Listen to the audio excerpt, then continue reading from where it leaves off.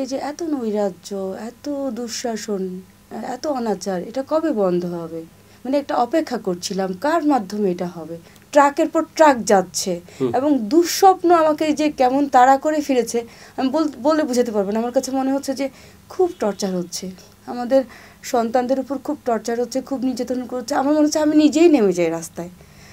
ওই যে কথা হচ্ছে যে আমি যে অবস্থানে আছি, হয়তো আমি যদি সেই তারুণের টকবাউ অবস্থায় থাকতাম হয়তো আমি সেই অবস্থায় নেমে যেতাম, কিন্তু আমি নেমেছিও।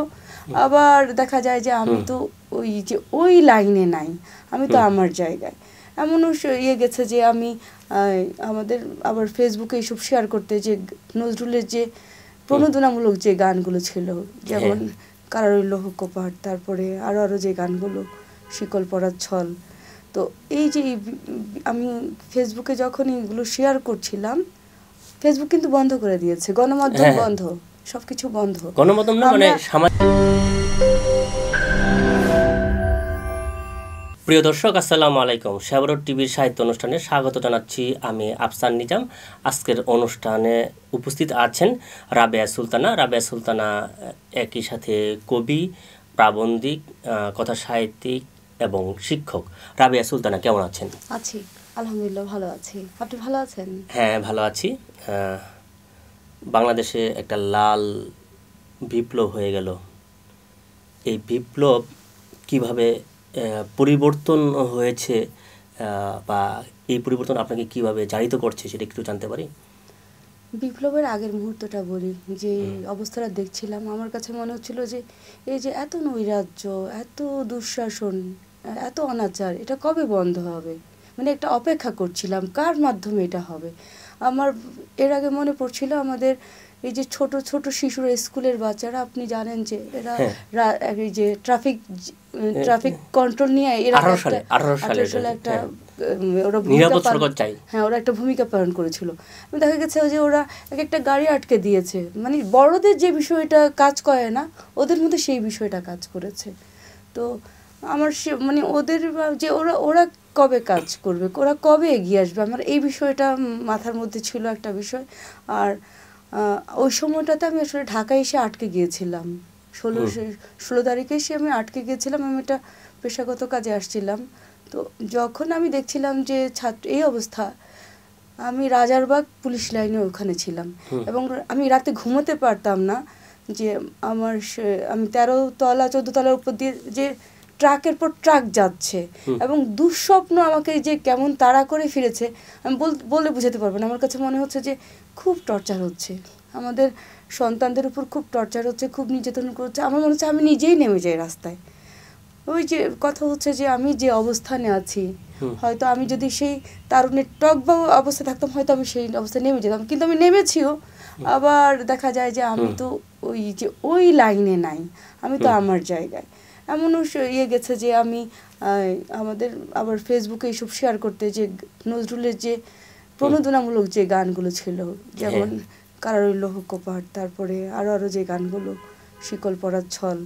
তো এই যে আমি ফেসবুকে যখন এগুলো শেয়ার করছিলাম, ফেসবুক কিন্তু বন্ধ করে দিয়েছে, গণমাধ্যম বন্ধ, সবকিছু বন্ধ। গণমাধ্যম না মানে সামাজিক যোগাযোগ মাধ্যমগুলো বন্ধ করে দিয়েছে, টেলিফোন বন্ধ, মানে আমরা যে যোগাযোগ করব, কোনো কিছু যোগাযোগ করা যাচ্ছিল না। তো এই যে এর মধ্যেও যে মনে হচ্ছিল যে কিছু একটা করি, এর মধ্যে যে এই যে একটা কি বলবো অসম্ভব কাজকে যে সম্ভব করেছে আমাদের তরুণ সমাজ। যে আমরা আসলে ভাবতাম যে ওরা শুধু মোবাইল নিয়ে পড়ে থাকে, ওরা শুধু যে সময়কে, আমাদের আসলে প্রজন্মটা বুঝতে পারিনি, আমরা প্রজন্মকে বুঝতে পারিনি। আবার এটাও সত্যি কথা, ওদেরকে আমরা ঠিকভাবে তৈরিও করতে পারিনি। যেমন যে পাঠ্যাভাষা একটা বিষয় আছে, তরুণ প্রজন্ম কিন্তু পাঠ্যাভাষাটাতে খুব একটা শিক্ষা ব্যবস্থাকে তো ধ্বংস হয়ে গেছে। এটা কারণ যেখানে আলু ভর্তা শেখানো হয় একটা 6 এর ছেলেকে, বাংলাদেশের যে চরিত্র, বাংলাদেশের ছেলে মেয়েরা আসলে মানে অনার্সের আগে তারা মায়ের হাতে ভাত খায়, আর মায়ের হাতে ভাত খায়। আর সবচেয়ে এটা কিন্তু ইউরোপ না, যে তার ভর্তা করে খাইতে 18 বছর পর হলে তাকে ডিটাচ করে দিতে হবে, মানে পরিবার থেকে সরিয়ে দিতে হবে।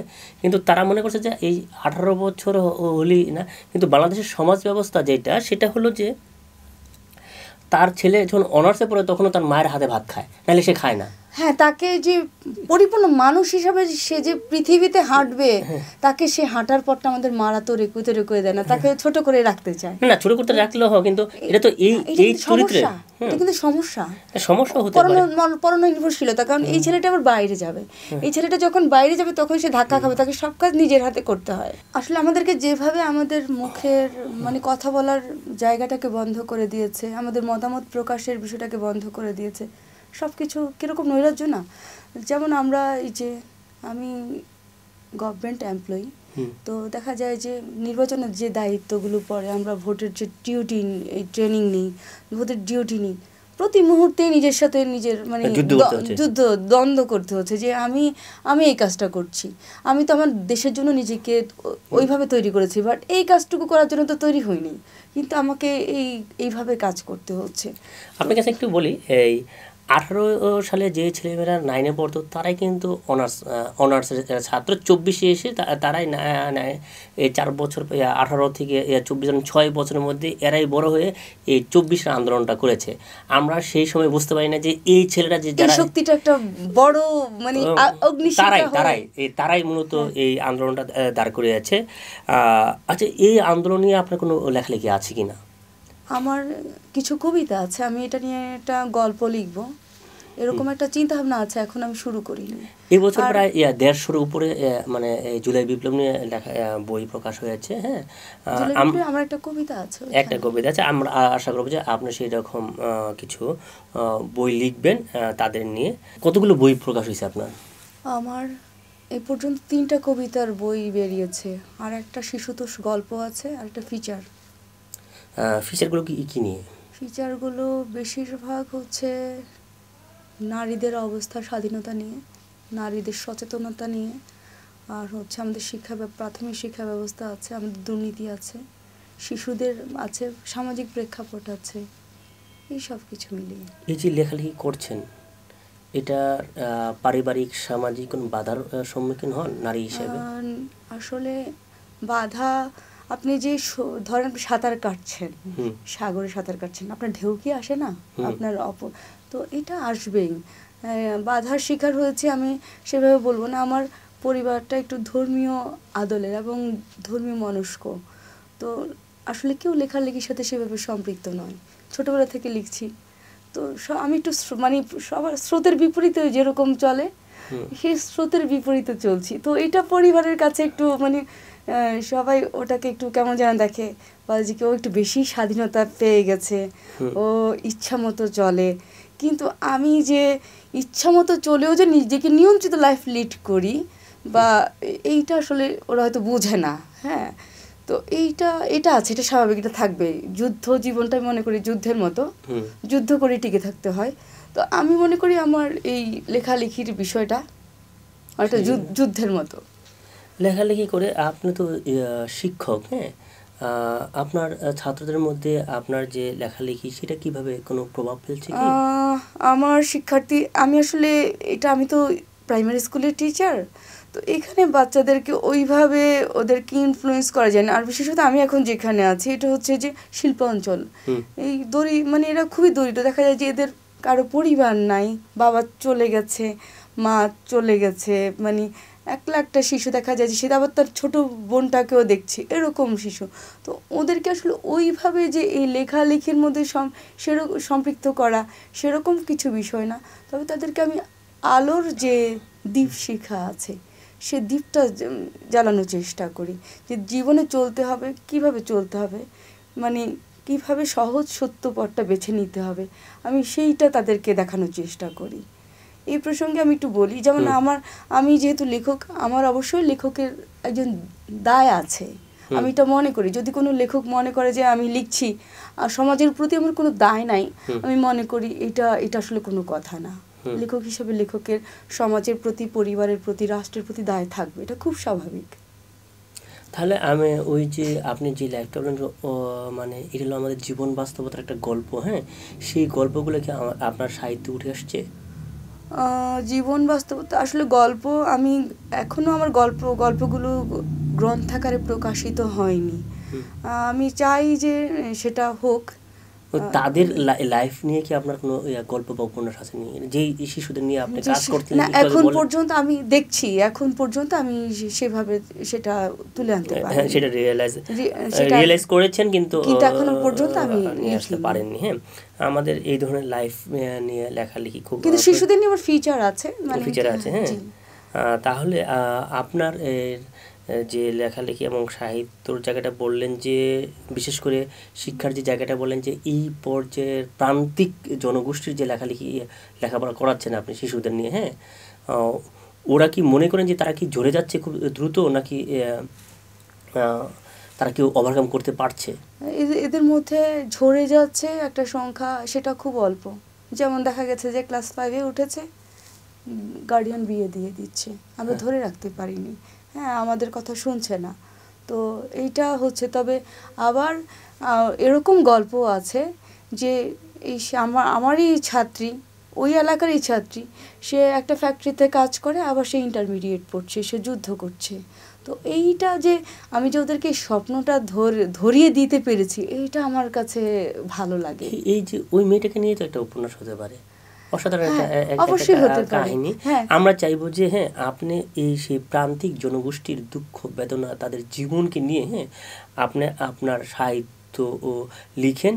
অতি প্রাকৃত কিছু লেখা প্রয়োজন আছে বলে আমি মনে করি না। হ্যাঁ, যেমন ধরেন আপনি ওই তিতাস পাড়ার গল্পগুলো, হ্যাঁ, তিতাস একটি নদীর নাম, তারপরে পদ্মা নদীর মাঝি, হ্যাঁ, তারপরে কাদো নদী কাদো, এই যে জীবন, মানে রূঢ় বাস্তব জীবন নিয়ে আমরাও চাইবো যে আপনার সাহিত্যের যে জায়গাটা আছে সেখানকে নিয়ে আসা। আচ্ছা, মানুষ তার জীবনের অনেকটা পথ পাড়ি দেয় সে তার ধর্মের জায়গা থেকে। হ্যাঁ, দীর্ঘটা সময় তারা ধর্ম অনুশাসন করে, তারপরে তারা বেরিয়ে পড়ে। সেই জায়গা থেকে আপনি অনেকখানি পরিবর্তিত, সেই আগের পর্যায়ে আছেন। চিন্তার জায়গা থেকে আপনি কত টাকা পরিবর্তন হয়েছেন বলে মনে করেন? আমি আসলে আমি ধর্মটাকে মনে করি ধর্ম জীবনের একটা শক্তি, ধর্ম জীবনকে সুন্দর করে। তো আমি ধর্মকে প্রতিবন্ধকতা মনে করি না, কারণ ধর্ম আমার জীবনটাকে যে সুষমামণ্ডিত করেছে, যে সৌন্দর্য দিয়েছে, যে নিয়মতান্ত্রিকতা দিয়েছে, আমি এটা নিয়ে আমি খুব ভালো আছি। তবে ওই যে আমাদের আমাদের যে দৃষ্টিভঙ্গি, আমাদের এই জিনিসটা চেঞ্জ হওয়া দরকার। যে আমরা যে ধর্ম বলতে যে আমাদের যে ধর্ম চর্চা করি, এটার মধ্যে কিন্তু আমাদের ভুল ব্যাখ্যা আছে, আমাদের সমাজের ভুল ব্যাখ্যা আছে। আমরা মনে করতে গিয়ে অনেক কিছু উল্টাপাল্টা মনে করি, অনেক কিছু নিজের মন গড়া কথা তৈরি করে ফেলি, এইটা ঠিক না। আচ্ছা, আপনার লেখালেখির সামনে পরিকল্পনা কীরকম? আমার লেখালেখির সামনে পরিকল্পনা হচ্ছে, আসলে আমি বেশ কয়েক বছর আমি একটু বিচ্ছিন্ন ছিলাম, কিছুটা হয়তো এটা নিজের ব্যক্তিগত সমস্যা ছিল। তো আমার হচ্ছে যে আমি পড়াশোনা থেকেও কিছুটা পিছিয়ে পড়েছি। তো এইটা হচ্ছে আমাকে আগে নিজের ওই যে লাইনে ছিলাম, সে লাইনে আমাকে আগে আসতে হবে।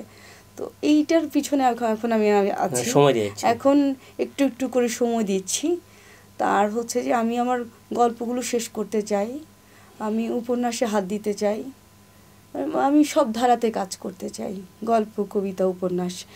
সবচেয়ে বড় কথা কি, আমি যে ছোটোবেলা থেকে আমি কিন্তু কবিতা লিখছি, ছোটোবেলায় কিন্তু কবিতা পড়তাম না, কবিতা পড়েছি আবৃত্তি করার জন্য পড়েছি, কিন্তু ছোটোবেলায় দেখা গেছে যে গল্প পড়েছি প্রচুর, উপন্যাস পড়েছি প্রচুর, কিন্তু ওইখানে কাজ করাটা দরকার, ওই কাজ আমরা কিন্তু সবচেয়ে এমনও অনেককে দেখেছি যে, যেমন এই যে একজন আছেন আমাদের ফেনীর বউ দিলতাজ রহমান, ওনার সাথে হ্যাঁ, তো দেখা গেছে যে দিলতাজ আপা যে কাজটা করে, যে প্রতি সময়টাকে উনি ওনার লিখে করেন, এটা কিন্তু একটা লেখকের জন্য, এটা উনি কি লিখছেন সেটা বড় কথা, লিখছেন এটা হচ্ছে আসল কথা।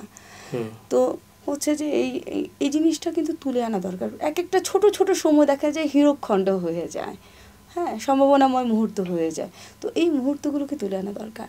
এই যে দেখা যায় যে আমি এখন আপনার সাথে কথা বলছি, আমার মধ্যে যে কবিতার দুটা লাইন ঘুরছে, এটা একটা চমৎকার কবিতা, কিন্তু আমি যদি এটা লিখে রাখতে পারি তাহলে তাহলে সেটা থেকে যাবে। আর যদি এটা দেখা যায় আমি হেলাই যদি উড়িয়ে দিই, ভুলে যাই, তো সেটা ধুলোয় মিশে যাবে।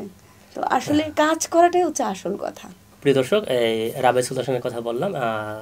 তার মূল বিষয় হলো সে কাজ করে যাবে এবং সে গদ্যে চলে আসবে কবিতা লেখার জায়গা থেকে।